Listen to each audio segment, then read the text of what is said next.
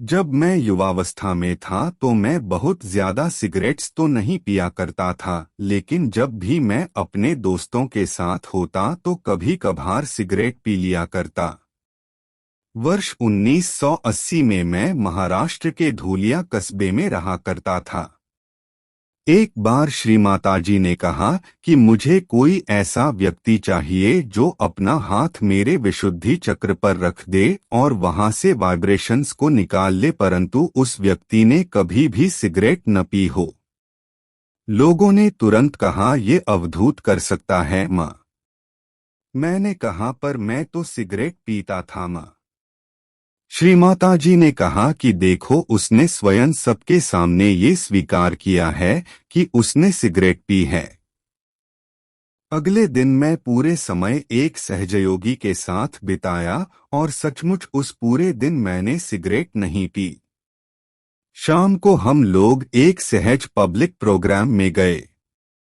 हम लोग हॉल के बाहर बैठे थे कि अचानक मुझे कहीं से सिगरेट की तेज गंध आने लगी, जबकि वहां आसपास कोई भी नहीं था।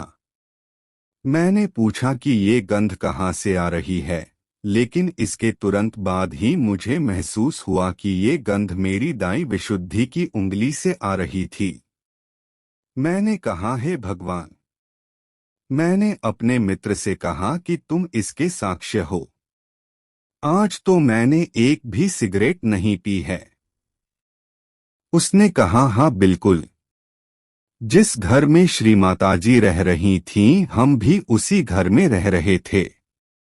जैसे ही हम वहां पहुंचे मैंने अपनी उंगलियां साबुन से अच्छी तरह से धोई, लेकिन फिर भी ये गंध जस की तस थी और मेरी उंगली से जाने का नाम ही नहीं ले रही थी।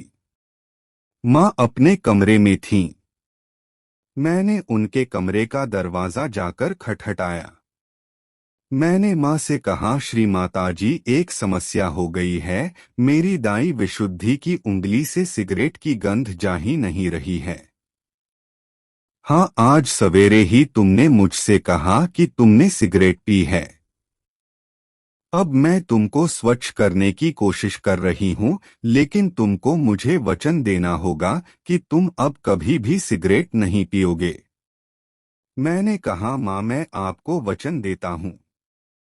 इसके बाद माँ ने कुछ देर तक मेरा हाथ अपने हाथ में लिए रखा और फिर तुरंत ही मेरे हाथ से वो गंध चली गई। इसके बाद मैंने कभी भी सिगरेट नहीं पी।